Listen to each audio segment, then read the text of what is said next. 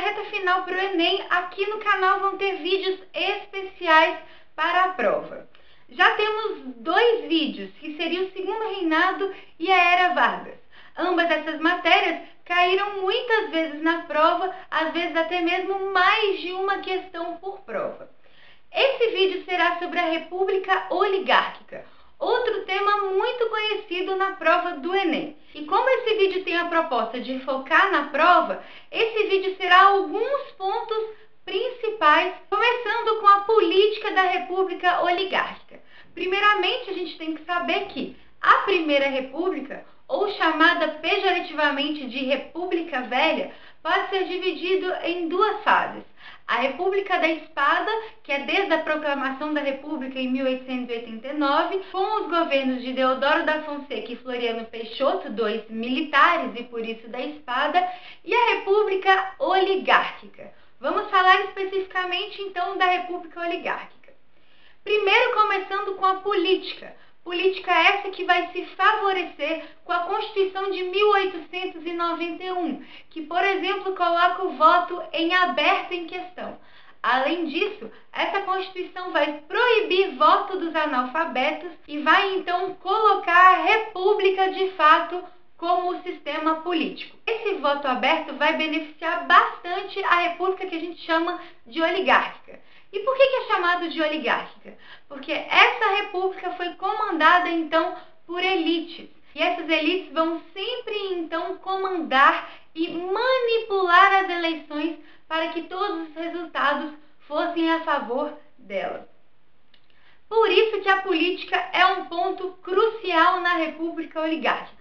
Começando a falar de alguns quesitos de extrema importância, como, por exemplo, a chamada política dos governadores, que é um pacto entre, então, os governadores de estado e o presidente da república para sempre favorecer resultados, não só com relação às eleições, mas também com relação à distribuição de renda. Tem a questão do coronelismo, famoso então coronelismo, que já foi comentado no vídeo de governo regencial, já que eu disse que a Guarda Nacional vai ser a origem desse coronelismo, porque muitos que não faziam parte do exército eram chamados de coronéis devido à influência local. Então a política dos governadores, juntamente com o coronelismo, se uniam e aí favoreciam em âmbito municipal, estadual e federal.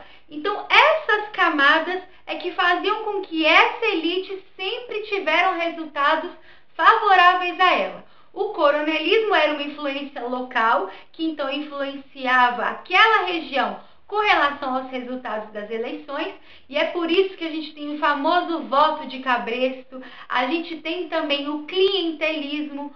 Voto de cabresto é quando aquela pessoa vota sem saber de fato direito em que está votando e por que está votando. Porque graças a essa influência do coronelismo, a gente tem então essas pessoas de camadas populares fazendo um voto sem saber direito no que está fazendo.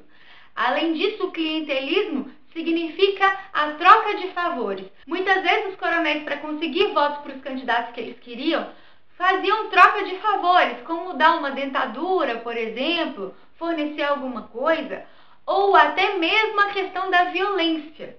Então, esse âmbito municipal vai ser esse controle de voto municipal através do coronelismo. O voto aberto, como eu disse, favorecia essa questão, porque tinha sim como saber em quem a pessoa votou. Já o voto secreto que existe hoje é mais difícil exercer esse tipo de controle. Mas, infelizmente, em muitos interiores do nosso país, esse controle ainda existe, essa influência ainda é forte. O voto aberto também facilitava a questão das fraudes eleitorais. Muitas vezes, a pessoa, por exemplo, votava mais de uma vez, ou então alguém votava por alguém que, por exemplo, estava morto ou que não tinha idade para votar, entre outras coisas. As fraudes eleitorais, então, eram constantes no período da República Oligárquica. Outra questão muito importante da política oligárquica é a política do café com leite. Aquela história de Minas Gerais e São Paulo, então, tendo uma maior influência.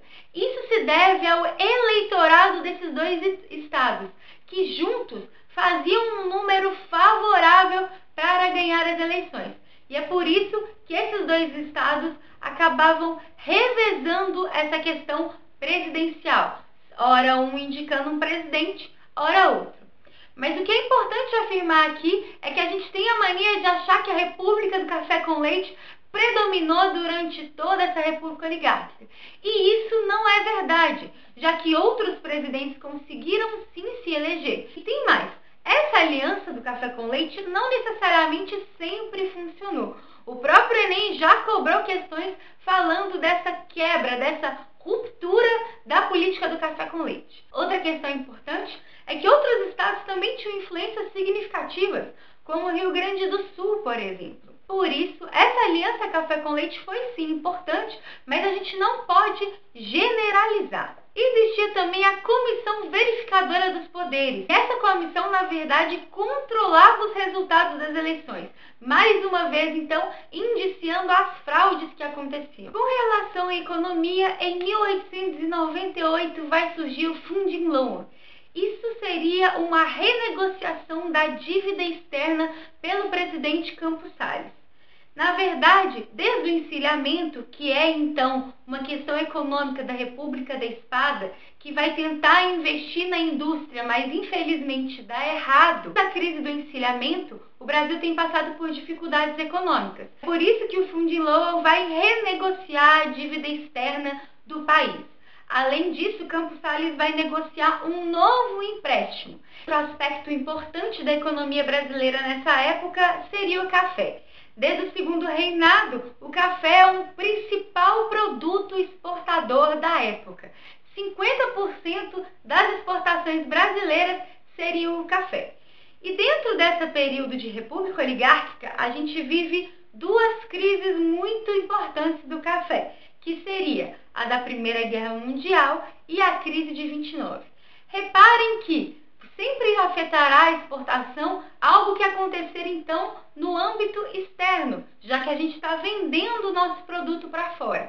A Primeira Guerra Mundial vai ser algo importante, que na Europa vai fazer com que o consumo do café diminua, e a crise de 29 também, mas agora falando especificamente dos Estados Unidos.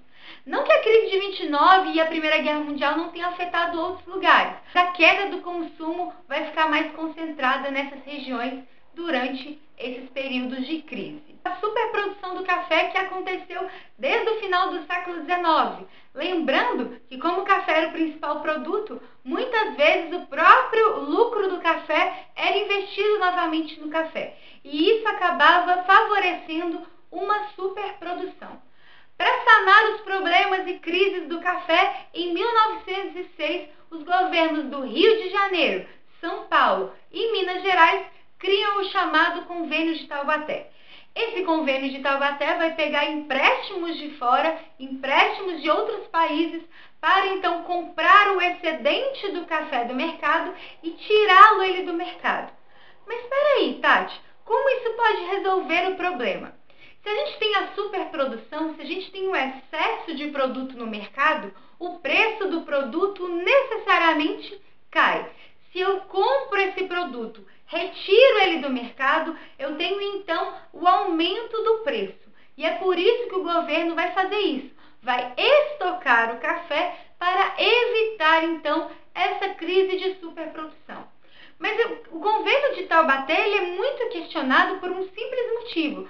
Você pega dinheiro público, você endivida o Estado para sanar problemas de particulares, já que o café não era uma produção estatal, era uma produção de particulares.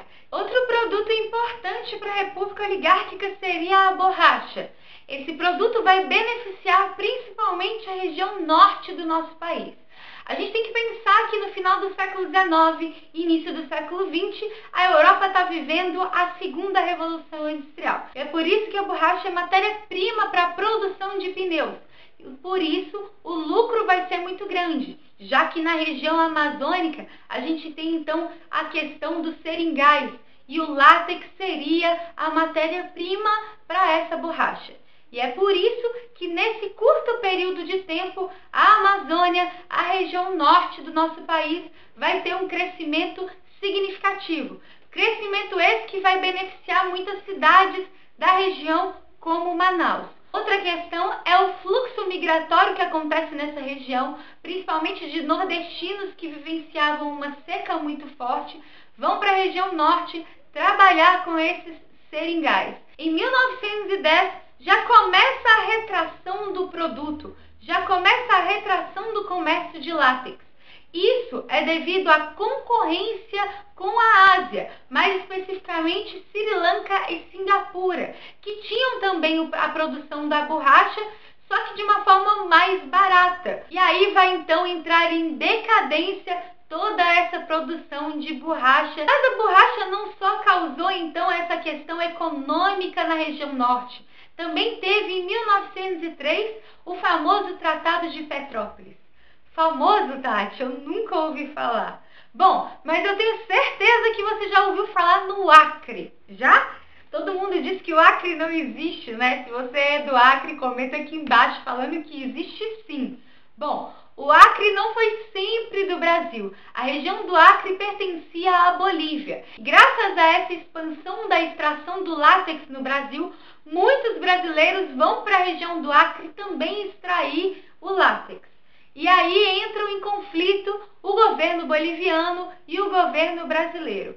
Só vai ser resolvido em 1903 com o Tratado de Petrópolis, em que a gente literalmente compra o Acre da Bolívia. Até hoje existem piadinhas com relação a isso, que a gente pagou bem baratinho, mas a questão verdadeira é essa: a gente compra o Acre da Bolívia. Por último, mas não menos importante nessa questão econômica, tem a indústria. A indústria sofreu um significativo crescimento durante a República Oligárquica, mais especificamente devido à Primeira Guerra Mundial. Observem então que tudo está interconectado. Nós, como Brasil, não vivemos isolados do mundo, e o que acontece lá fora pode sim afetar a gente. A Primeira Guerra Mundial, além de ocasionar crise para o café, vai também ocasionar crescimento industrial.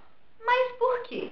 Pensem, se a maioria dos produtos industrializados a gente compra de fora, e se a Europa está vivendo uma guerra muito forte, a gente não consegue comprar a mesma quantidade de produtos. E é por isso que vem a questão da substituição de importações. Como assim? A gente vai começar a produzir o que então a gente comprava, principalmente na questão dos alimentos e dos tecidos. Mas por quê? Além de serem produtos muito importantes para o dia a dia do brasileiro, alimentos e tecidos são facilmente produzidos na questão industrial. Além disso, a gente teve uma ajudinha. Como assim ajudinha? Muitos imigrantes que vieram para cá já eram operários, já trabalhavam com indústria na Europa. E isso fez com que o conhecimento industrial desses operários favorecessem o crescimento industrial aqui no Brasil. Aproveitando o gancho, então, do imigrante no Brasil, vamos falar do movimento operário brasileiro, que também é importante durante a República Oligárquica. Esse movimento operário, é claro, vai ser uma consequência da questão industrial brasileira. Mas por que o imigrante é importante? É junto com o imigrante que vem algumas ideias que desde o século XIX se espalharam pela Europa. No caso, o anarquismo e o socialismo. O que é importante lembrar aqui é que no Brasil veio primeiro, junto com italianos e espanhóis, a questão do anarquismo. Muitas questões acabam pegando a gente porque a gente tem essa mania de achar que esses movimentos sociais, essas revoltas, tudo tem como pano de fundo o comunismo e o socialismo.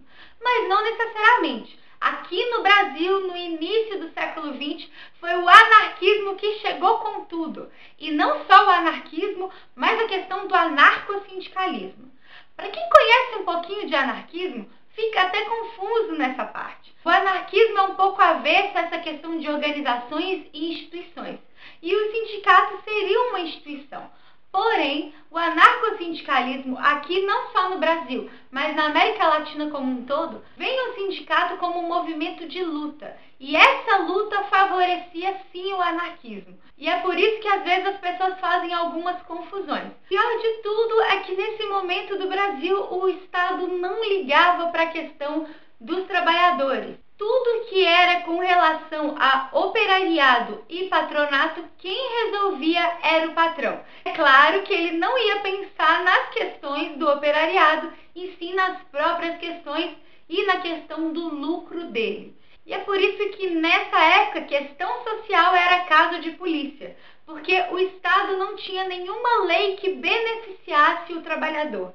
E essa era uma das lutas do movimento operário então. Graças a isso, grandes greves aconteceram na República Oligárquica, como a greve de 1907 e a greve de 1917. Além disso, as leis que o Estado fazia eram apenas leis punitivas, como a Lei Adolfo Gordo, que fazia com que vários estrangeiros fossem expulsos do país. E por que eles faziam isso? Porque é esses estrangeiros que então disseminavam as ideias, tanto anarquistas quanto socialistas, e muitos desses estrangeiros eram líderes desse movimento. E a Lei Celerada, essa lei vai proibir movimentos grevistas aqui no Brasil. Então percebam que essas leis apenas puniam o trabalhador e nenhuma lei garantia o direito do trabalhador. O que a gente tem que lembrar é que direitos trabalhistas de fato só aconteceram na Era Vargas, como eu explico aqui nesse vídeo.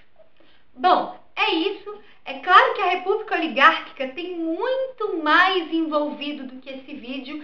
Esse vídeo foi especificamente para te ajudar nos aspectos principais. Eu espero que você tenha gostado. O próximo eu pretendo fazer sobre a ditadura militar, porque junto então com Era Vargas, Segundo Reinado, República Oligárquica, a ditadura militar também é um tópico que cai bastante no Enem.